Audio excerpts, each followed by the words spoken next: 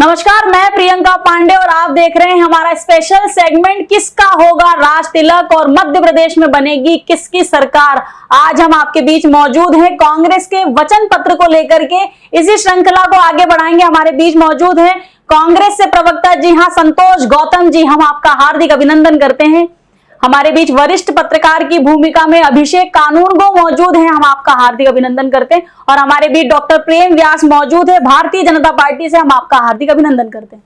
आपको बता दें कि वचन पत्र में कुछ ऐसी ताकत थी पिछली मर्तबा जब 2018 में चुनाव हुआ था कि किसानों के 2 लाख रुपए के कर्ज माफ हो जाएंगे और उंगली पर गिनिएगा दिन 1, 2, 3, 4, 5, 6 और 10 दिनों के भीतर जो है कर्जा माफ हो जाएगा। कुछ ऐसी क्रांति आई कि ग्रामीण अंचलों से भारतीय जनता पार्टी का सफाया हो गया और 2018 में काबिज हुई कांग्रेस की बहुमत वाली सरकार। खैर, वचन पत्र फिर से जारी हुआ है और वचन पत्र में बहुत सारे मुद्दे भी कुछ वैसे ही हैं। तो संतोष गौतम जी, क्या इस बार का मिशन 2023 ये वचन पत्र कर देगा बेड़ा पार?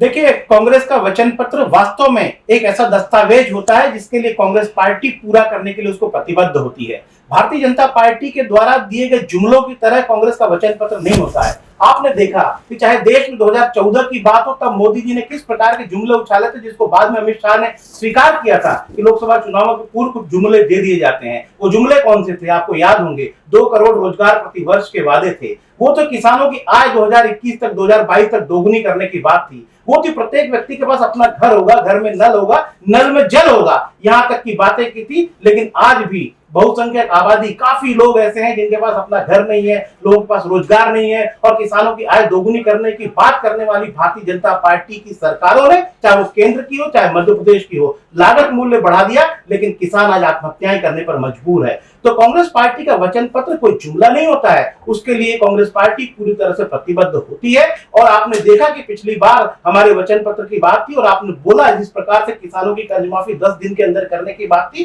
कोई भी योजना एग्जीक्यूट करने में उसको समय लगता है। अगर हमने सड़क की घोषणा कर दी तो सड़क एक दिन में नहीं बन जाती है। सड़क यहीं पर ये तो संतोष जी आप सुनिए ना, आप बोल रहे हैं कि पूरा करने में समय लगता है, तो प्रेम व्यास जी फिर ऐसे वादे करना ही क्यों?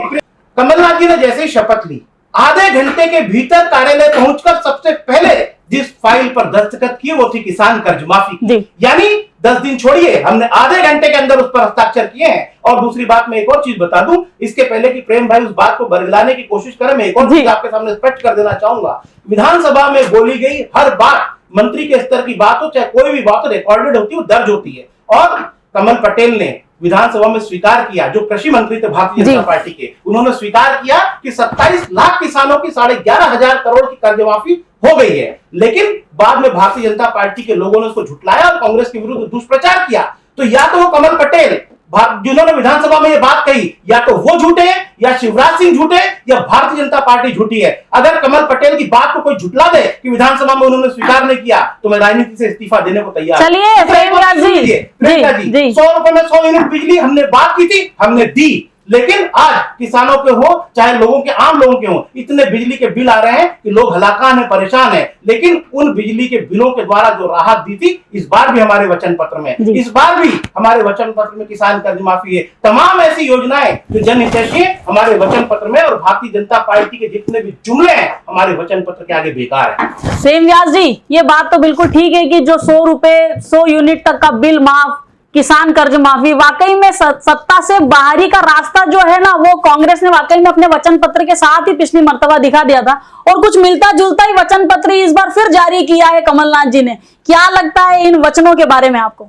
देखिए, उस समय भी तात्कालिक इन्होंने कुछ वचन उस समय दिए थे, कुछ वादे उस समय दिए थे जो धरातल पर कहीं भी आम जन के लिए हितैषी नहीं साबित हुए थे। और इसी कारण से तो फिर पुनः मतदान हुआ। आप बताइए, जब वचन पूरे ना करने पर इन्हीं के एक बड़े नेता ने कमलनाथ जी से चर्चा करने का प्रयास करा, तो कमलनाथ जी ने कहा तू रोड पे स्वतंत्र है, तेरे को जो करना है कर दे। और उसके पश्चात का घटनाक्रम तो पूरे प्रदेश ने देखा। और दूसरी बात है, ये जो छल चरित्र वाला जो ये वचन पत्र आया है, आप बताइए ना, 13,000 करोड़ रुपया मात्र आपने यूज करा था, 30,000 करोड़ रुपए के आसपास आपने उसके लिए निर्धारित करा था। और उसके बाद में आपने तो कहा था कि किसी भी तरह का कर्ज हम माफ करेंगे। उसके बाद उस कर्ज के अंदर भी कालांतरित लोन अलग तरीके से माफ होगा, तात्कालिक लोन अलग तरीके से माफ होगा, और उसके बाद में राष्ट्रीयकृत लोन अलग तरीके से माफ होगा। 1.5 वर्ष का समय आपको सिर्फ लोन माफ करने के लिए लग गया और आप इस बीच में लगे रहे ट्रांसफर करने में, आप इस बीच में लगे रहे कृषि यंत्र घोटाले करने में, आप इस बीच में लगे रहे कृषि संयंत्र के लिए जो आपने नहरें और उसमें तमाम ओएसडी की जांचें जो चली थी, 15 घोटाले उस समय हो चुके थे। तो आम जनता तो धरातल पर अपने आप को ठगा ही महसूस कर रही थी। और युवा स्वाभिमान के नाम पर में निश्चित रूप से आप एक योजना लाए थे, उसमें अखबारों के माध्यम से पूरे प्रदेश ने देखा आप ढोर चराने की ट्रेनिंग दे रहे थे, पहली चीज। और दूसरी चीज ये कि जो पढ़ी लिखी ग्रेजुएट बच्चियां बालिकाएं थी उनको आप सिलाई कढ़ाई दिखा रहे थे, सिखा रहे थे। तो मुझे बताइए ना, ये कौन सी योजना है? दूसरा, आपने जितनी योजनाएं थी पूर्ण रूप से बंद कर दी और आपने एक बजट का कह दिया कि हमारे पास तो बजट ही नहीं है। और आज आप योजनाओं पे योजनाएं, 2 योजना इस प्रदेश से चुराई है, 2 योजना इस प्रदेश से चुराई है। जिस योजनाओं को जनता का अच्छा प्रतिसाद मिला उसको मिला जुला के छल चारित्र रूप में प्रदेश की जनता के समक्ष में आपने प्रस्तुत कर दिया। और निश्चित रूप से जिस प्रकार पिछली बार जनता 1.5 वर्ष में समझ गई थी, जनता नहीं समझी थी प्रेम व्यास जी, क्यों अभिषेक कानून को जनता तो नहीं समझी थी, क्योंकि जनता ने तो 2018 में अपना जो मतदान है, जो अपना आशीर्वाद है, वो कहीं ना कहीं कांग्रेस पार्टी को दिया था मेरे ख्याल से। अब जो भी घटनाक्रम हुआ हो, कितना स्वाभिमान छला गया हो ज्योतिरादित्य सिंधिया का, या तो वे खैर स्वयं वही जानते होंगे, परंतु बात क्योंकि प्रेम व्यास जी आप जनता की कर रहे हैं तो जनता से मत जोड़िए। जनता का इससे कोई सरोकार नहीं था, जनता ने तो 2018 में कांग्रेस पार्टी को चुना था। अभिषेक कानूनगो जी, पहले तो सार्वजनिक तौर पे बात सवाल बीजेपी से ही होना चाहिए, क्योंकि 18 साल से ये लोग ही सत्ता में थे। लेकिन चूंकि अभी हम लोग कांग्रेस के घोषणा पत्र, जिसे इन्होंने वचन पत्र का नाम दिया है, उस पर बात करने के लिए बैठे हैं, तो इनसे एक सवाल जरूर सबसे पहले पूछ लिया जाए कि आप इतनी योजनाएं लागू करने की बात कह रहे हैं, जिसमें किसान ऋण माफी, महिलाओं के लिए, युवाओं के लिए व्यवस्थाएं, जब भी कांग्रेस का कोई बड़ा नेता, कमलनाथ से लेकर दिग्विजय सिंह या जीतू पटवारी या सचिन यादव, अरुण यादव, जो भी सज्जन वर्मा या जो भी मंच पे खड़े होते हैं, सबसे पहले ये बात कहते हैं कि एमपी के नागरिकों को शिवराज सरकार ने कर्जे में डाल दिया क्योंकि इन्होंने मुफ्त की योजनाएं चलाई। आप भी यहां से मुफ्त की योजनाओं की बात कर रहे हैं, 2 लाख रुपए एक किसान का ऋण माफ करने की बात कह रहे हैं, महिलाओं को 1500 रुपया देने की बात कह रहे हैं और हर प्रकार के मुफ्तखोरी को बढ़ावा देने की बात कह रहे हैं। तो आप लोगों के पास इसके लिए क्या प्लान है? आप लोग कैसे इस कर्ज से बचा लोगे? बिल्कुल ठीक बात है संतोष गौतम जी, ये रेवड़ी वाला कल्चर कब तक चलता रहेगा? प्रियंका जी बहुत अच्छा प्रश्न पूछा, और अभिषेक भाई मैं भी आपको धन्यवाद दूंगा कि आपने बहुत अच्छा प्रश्न पूछा है। देखिए, रेवड़ी क्या होती है? रेवड़ी, अगर हम किसी के जीवन स्तर को ऊपर उठाने के लिए, किसी गरीब को, किसी जिसको सहायता की जरूरत हो, अगर उसके जीवन स्तर को, उसको कुछ मदद पहुंचाने के लिए यदि हम कुछ करते हैं तो रेवड़ी बांटना नहीं होता है। और मैं तो भारतीय जनता पार्टी की भी इसलिए आलोचना नहीं करूंगा कि अगर उसके गरीबों के लिए कुछ करने की सोचिए तो उसकी आलोचना नहीं होना चाहिए। लेकिन भारतीय जनता पार्टी और कांग्रेस के मूल चरित्र में एक बहुत बारीक अंतर है। लेकिन आपके नेता तो इस बात का हर मंच से दावा करते हैं कि 50,000 रुपया कर्ज में है मध्य प्रदेश का हर नागरिक, मैं वही बता रहा हूं, तो वहां से तो कर्जा और बढ़ जाएगा। मेरी पूरी बात जब सुन लेंगे तो उसमें सारा सार निकल आएगा। मैं कहना चाहता हूं कि भारतीय जनता पार्टी और कांग्रेस के मूल चरित्र में एक अंतर है, वो बताना चाहता हूं। भारतीय जनता पार्टी इसकी घोषणाएं कब कर रही है, जिसे आप रेवड़ी, सो कॉल्ड रेवड़ी बोल रही है, जब वो जा रही है, अपने कार्यकाल खत्म हो रहा है, तब वो उसको याद आई लाडली बहना की। 18 वर्षों तक एनसीआरबी की रिपोर्टें चीख चीख कर कहती रही कि मध्य प्रदेश महिला अत्याचार में नंबर 1 है, दलित अत्याचार में नंबर 1 है, आदिवासी अत्याचार में नंबर 1 है। और हमने, अभिषेक जी का अखबारों से, आपका चैनल हो, हमने खबरें देखी कि लगातार किस प्रकार से मध्य प्रदेश में एट्रोसिटीज बढ़ रही थी, लगातार हर वर्ग परेशान था, बेरोजगारी से परेशान था, महंगाई से परेशान था। लेकिन भारतीय जनता पार्टी को लाडली बहना को कुछ योजनाएं धरातल से ही निकल कर आती है। बेगा, सहारिया, भारिया महिलाएं, जिनका जीवन स्तर बहुत ही नारकीय था उस समय पर, शिवराज जी ने योजना चलाई, 1000 रुपए उनको देना प्रारंभ करें। उनके जीवन में जो बदलाव आया उसको ध्यान में रखते हुए सभी, कितना ताज्जुब है प्रेम व्यास जी की 18 साल की सरकार में एक बार भी ये समझ में नहीं आया कि हमको महिलाओं के लिए कुछ करना चाहिए। जो पहले से मामा थे, पहले से भैया थे, अभिषेक जी आप भी शायद मेरी बात से सरोकार रखते होंगे। सवाल मैं प्रियंका जी के साथ और ऐड करना चाहता हूं कि शिवराज सिंह चौहान जी ने जो योजनाएं चालू करी और कहा कि 250 रुपया में महिलाओं को राखी बनाने के लिए देना चाहता हूं, 250 रुपए में किस तरह राखी बनती है? देखिए, मैं आपकी दोनों बातों के जवाब देता हूँ। आपने कहा पूर्व से कोई योजना क्यों नहीं चलाई, आप NFHS का सर्वे देख लीजिए। दावे के साथ बोलता हूँ, पहले साक्षरता दर महिलाओं का 45% था, आज 65% है। शिशु मृत्यु दर में जो बदलाव आया, ये नीतिगत 18 वर्षों की व्यवस्था का बदलाव है। दूसरा, संस्थागत प्रसव पहले 20% हुआ करते थे, आज 90% है। आप NFHS के सर्वे कुपोषित बच्चों को लेके देख लीजिए, उसमें जो योजनाएं चलाई है, 15,000 रुपए बच्चा को दे रहे हैं, 1,500 रुपए सरकारी अस्पतालों में अगर प्रसूता पहुंचती है उसको दे रहे हैं। तो ऐसी धरातल से जो, और लैपटॉप को लेके आप अगर कटाक्ष करते हो तो 2009 का पेपर उठाइए, उस समय बालिकाओं को पढ़ने के लिए, शिक्षा से जोड़ने के क्षेत्र में अग्रिम बढ़ाने के लिए भारतीय जनता पार्टी ने 409 लैपटॉप बांटे थे उस समय पे। और बढ़ते बढ़ते, जैसे शिवराज जी ने कहा था कि हम जैसे जैसे बजट का निर्धारण होगा वैसे वैसे अपने बजट को बढ़ाएंगे, आम जन हितैषी बनाएंगे। और आम जन हितैषी बजट समय समय के अनुसार, आप बताइए 2003 में प्रदेश गर्त में था, 60,000 किलोमीटर की सड़कें थी, कहां फैक्ट्रीज आती, कहां कंपनीज आती, 5 लाख किलोमीटर की सड़कें अभी बन चुकी है।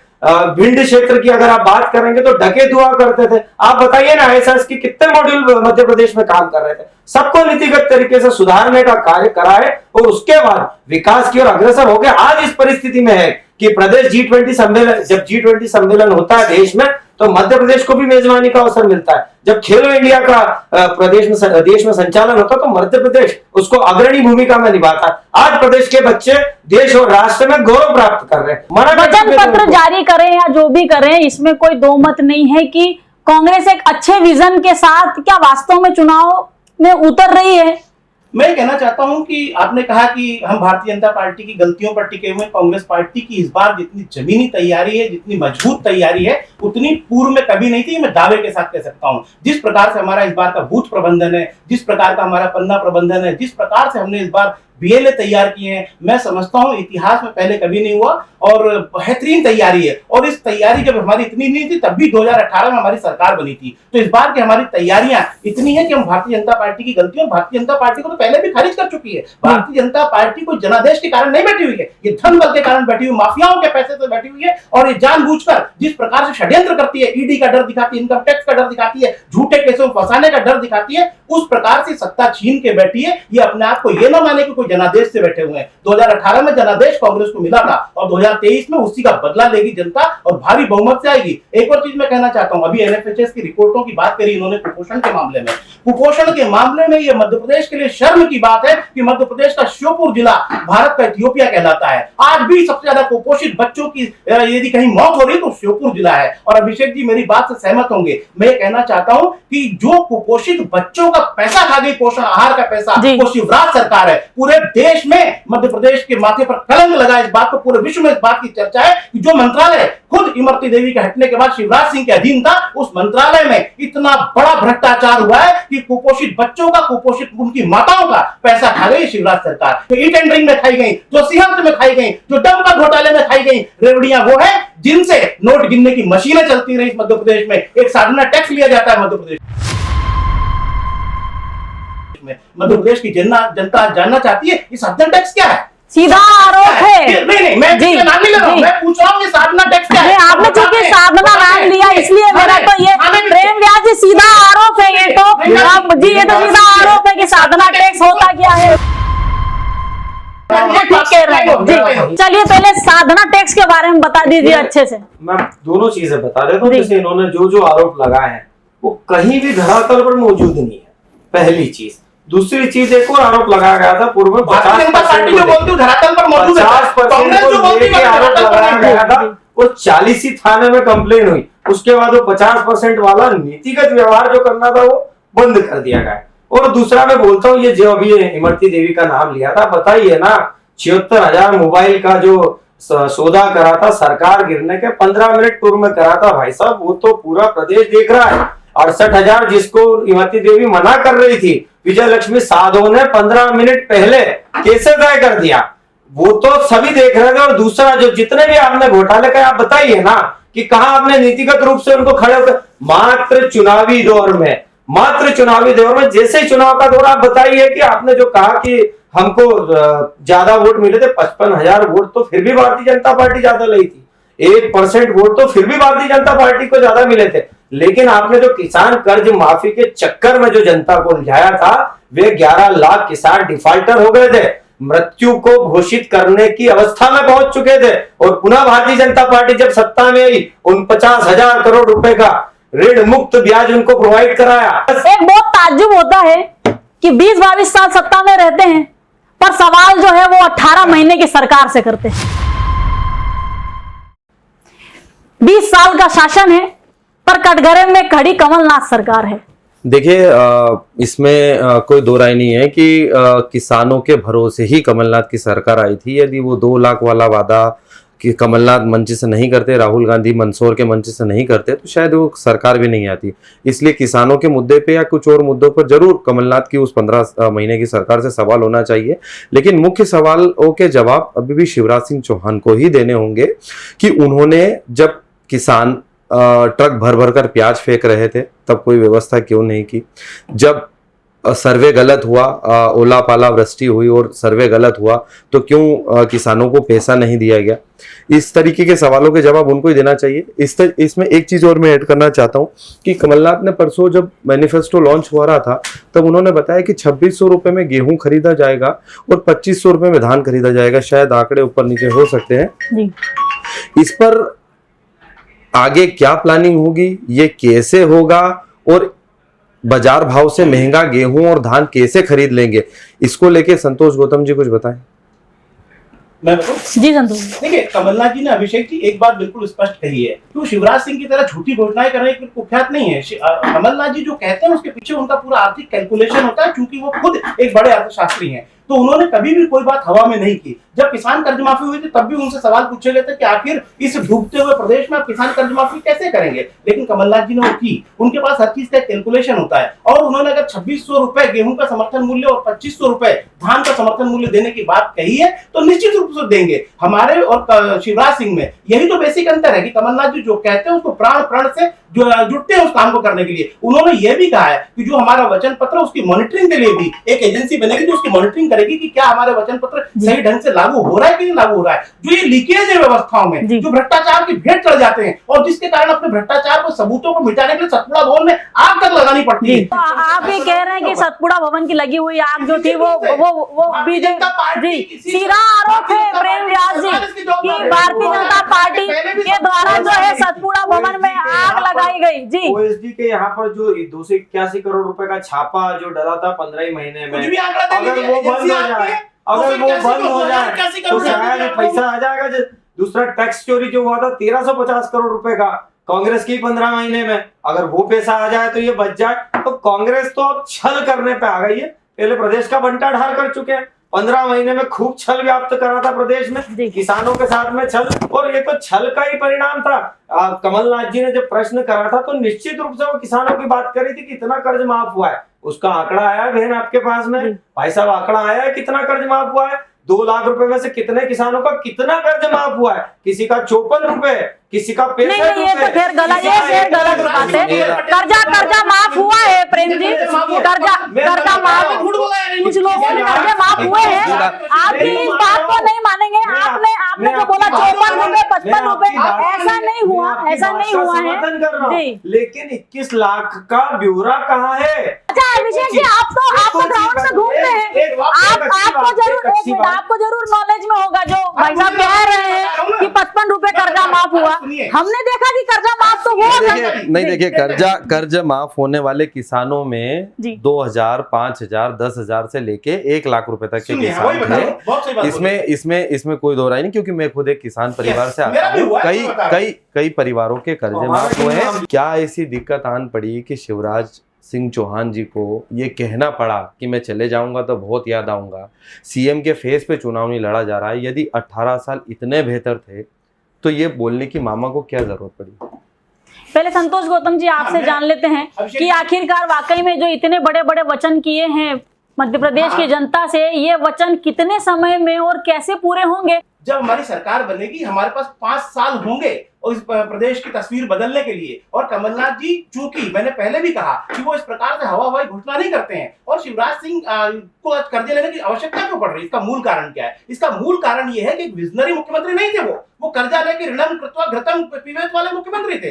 लेकिन कमलनाथ जी दूसरी तरफ उन्होंने कहा कि राजस्व के नए स्रोतों को डेवलप करेंगे। राजस्व के केवल 2 स्रोत नहीं होते हैं, शराब की अवैध कमाई और रेत का अवैध उत्खनन, ये राजस्व के स्रोत नहीं हो सकते हैं। राजस्व के स्रोतों के लिए आपको इन्वेस्टमेंट को आकर्षित करना पड़ेगा। बात बिल्कुल सही है प्रेम जी। क्या ऐसा कोई आंकड़ा है कि 20 साल में ये समस्या एकदम जीरो हो गई है?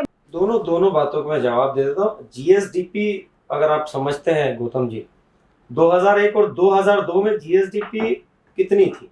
अरे आप तो 2003 के बाद की बात करिए। ये बड़ी विचित्र कहानी है आप लोगों की। ये एक बड़ी समस्या है, ये एक बड़ी समस्या है। ये हमेशा नहीं चलता है। सुनिए ना, ये जनता के बीच में बात करिए।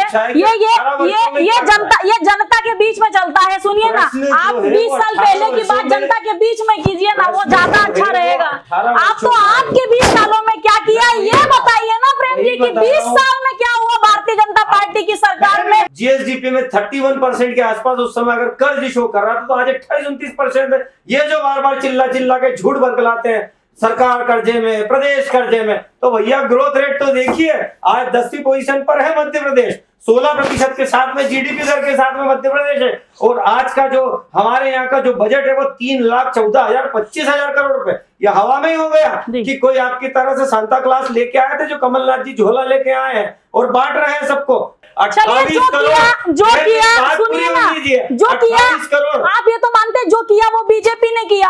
तो अगर दूल्हा घोड़ी चढ़ा और उतार दिया गया और जूतों से मारा गया, तो क्या इसके लिए भी वही भारतीय जनता पार्टी, वही समाज दोषी है? मानेंगे आप? अगर जो किया उसके लिए सरकार को आप क्रेडिट दे रहे हैं, तो जो विफलताएं हैं, जो असफलताएं हैं, उसके लिए भी मानिए ना, कहिए ना कि हमारे बीच, हमारे अंदर कमी है, हम ही नाकाम है। कैसे देखते हैं अभिषेक जी? खाली अच्छी चीजें आप बोल देते हैं कि हमने किया, चाहे बीजेपी हो या कांग्रेस हो। यदि इतना ही सब कुछ बीजेपी में good and good feel good okay सब कुछ होता, तो 7 बड़े लोगों को ये चुनाव में नहीं उतारना पड़ता। ये बात सब पूरे तरीके से हम लोग जानते हैं कि इस बार वैसी स्थिति नहीं है जितनी पिछली बार थी या उसके पहले हुआ करती थी। हम तो वचन पत्र की बात करेंगे प्रेम व्यास जी आपसे, कि ये वही वचन पत्र था जिसने तख्ता पलट किया था। देखिए, केंद्र के समान महंगाई भत्ता देने का काम कर रहे तो हम ही कर रहे हैं 42%। दूसरा, तृतीय समयमान, चतुर्थ समयमान, पंच समयमान, षष्ठ समयमान, जैसे जैसे नीतिगत निर्णय लिए गए उसको लागू किया गया धरातल पर। शिक्षकों के लिए जो व्यवस्थाएं करी थी, आज 35,000 से 55,000 रुपए शिक्षकों को मिल रहे हैं। एक समय पर वो जहां पर ढोर बांधते वहां ये शिक्षकों बैठ के पढ़ा रहे थे, उससे बहुत अच्छी परिस्थिति में। और जो बिजली की बात ये बार बार करते हैं, हम तो 5 हॉर्स पावर का कनेक्शन 3,155 रुपए में दे ही रहे हैं। तो दोनों ही पार्टियों को कटघरे में प्रेम भाई खड़ा करते हैं। और अभिषेक भाई जो है वो मेरी बात से जरूर कनेक्ट करेंगे कि 18 महीने की सरकार की किसी घोटाले पे जो है जांच बैठी नहीं अभिषेक भाई। ना किसी व्यापम की बात हुई, ना किसी सिंहस्थ घोटाले की बात हुई। पेंशन घोटाले की फाइल स्वयं कांग्रेस सरकार में ही बंद हो गई। या तो घोटाले गिनाया मत करिए संतोष जी। हमारी सरकार गिरी क्यों? हमारी सरकार गिरने का मूल कारण ये था कि हमने घोटालों की जांच शुरू कर दी थी। ई टेंडरिंग की फाइल जैसे ही खुली और हनी ट्रैप की जैसे ही सीढ़ियां आई, हमारी सरकार गिरा दी गई, क्योंकि उसमें पता था कि कौन कौन लोग किनके किनके चेहरे बेनकाब होंगे। और उसमें वो चेहरा भी बेनकाब होने वाला था जिसके लिए लक्ष्मीकांत शर्मा ने व्यापम घोटाले के आरोप, लक्ष्मीकांत शर्मा मंत्री, शिक्षा मंत्री, वो जेल की सलाखों के पीछे थे। वहां उनसे उन्होंने अंदर से मुंह खोला कि उन्होंने बोला कि उन्होंने कहा कि अगर मैंने मुंह खोला तो बड़ी मछली सलाखों के पीछे होगी। अब मैं जानना चाहता हूं कि लक्ष्मीकांत शर्मा जी तो खुद मंत्री थे, उनसे बड़ी मछली कौन थी? चलिए, इस बार कोई जयचंद तो नहीं है ना? मतलब बिल्कुल सवाल ही नहीं। सबसे बड़ी बात तो यही है, सबसे बड़ी बात तो यही है कि इस बार के लिए क्या प्लानिंग है? इस बार अच्छे से लगा लीजिएगा, क्योंकि शत प्रचलित बहुमत भी मिल गया, इधर उधर से सरकार भी बना ली, पर एक जयचंद आ जाते हैं, वो अपने विधायकों के साथ जो है दूसरी पार्टी चले जाते हैं, जिनका खानदानी इतिहास 150 वर्ष पुराना था, जिसको हम समझ नहीं पाए। जी, ये जैसे अभी जो जितने भी चरित्र की इनने बात करी, इनके कमलनाथ जी के लिए मेरे पास एक बहुत सटीक दोहा है। जान न जान निशाचर माया, काम रूप के ही कारण आया, भेद हमारा लेन सटा हुआ। तो ये जो दोहा था, ये चरितार्थ होता है कमलनाथ जी के लिए। 15 महीने में जो छल चरित्र फैलाया वो तो एक अलग बात है। दूसरा सुनिए, 2003 से 13 तक सीबीआई आपके पास थी। उसके बाद प्रदेश में कितनी जांचें आपने करा ली थी? नहीं कराई। हर तरह की जांच के लिए आपने मुंह पर पट्टी बांधी थी। क्यों? क्योंकि ऐसा कुछ हुआ नहीं था। आज चुनाव के पूर्व में आज आप इसीलिए डंके की चोट पर चिल्लाकर कह रहे हैं, और निश्चित रूप से भारतीय जनता पार्टी पुनः सत्ता में आएगी, उसके बाद आप फिर 5 साल के लिए शांत हो जाएंगे। और ये आपका जो चरित्र है, छल चरित्र 2003 से देख रही है जनता। जरूर 15 महीने में आप बरगलाने में, आप जनता को भटकाने में, जरूर कुछ क्षेत्रों में संभावित रूप से आपकी फिर उसके बाद में जो भी जन आक्रोश यात्रा निकली वो देखा है। पाटन में आपके जो कैंडिडेट थे उनको वहां के नगर अध्यक्ष ने चाटा मार दिया। चलिए, जन आशीर्वाद यात्रा भी हमने देखी है। ऐसे वीडियो की बात आप नहीं करें तो अच्छा है, और भी वीडियो है। इस मामले में दोनों पार्टियां एक ही जैसी है। वचन